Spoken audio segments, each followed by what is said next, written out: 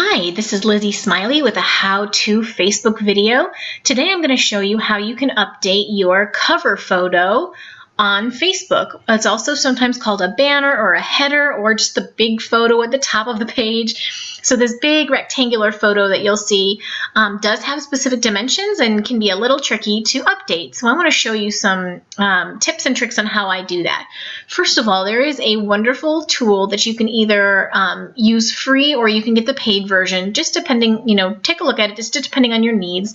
And it's called picmonkey.com, PICmonkey.com. And what you can do is all sorts of photo editing or graphics creation. But if you hover over this design icon on the top menu, you can see that you can have different choices of sizing. And if you pick Facebook cover, it will give you the perfect dimensions for your cover photo. So you can plan this out in advance with whatever photo or graphics you want to use rather than trying to finagle it once you've loaded it into Facebook. I find that this makes it go a lot more smoothly for me. So if we go back over to my page here, here's how you update this. You can kind of see on your own Facebook page that there's a little camera in the upper left-hand corner of that cover photo.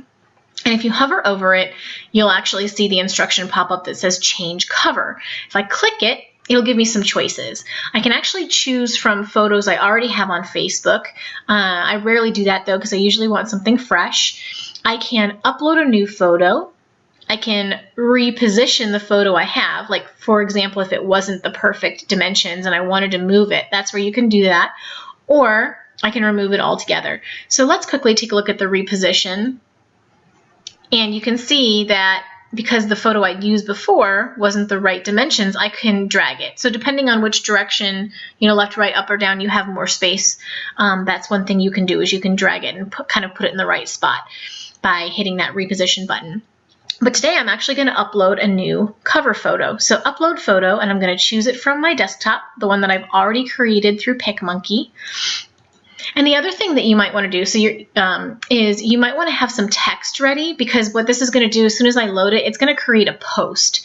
And so I want to be able to go in and put some post text in so that as it goes through other people's, like the people who follow me, their news feeds, there's something there to explain what they're seeing. So I've navigated on my computer to where I have the file saved for the cover photo that I want to load in. I click it and I go ahead and load it in, open, and this just means it's thinking. Well, let's try again, see if it'll behave. Click open.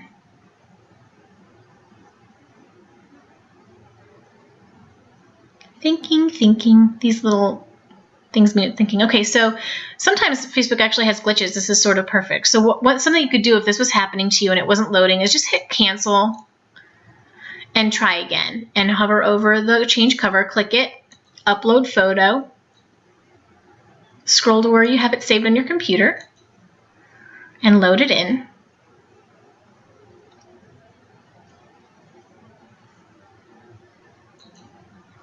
You are seeing the life of a Facebook person who's on here all the time. Okay, so I'm going to actually navigate away from this page. This is a great workaround for you in case you ever get stuck with anything on Facebook and it's not behaving. Go to another page, click the home feed, come back and try again. Sometimes you may even have to log out. We'll do whatever it takes just so that you can, this is an extra kind of helpful lesson here for if you ever get stuck on Facebook.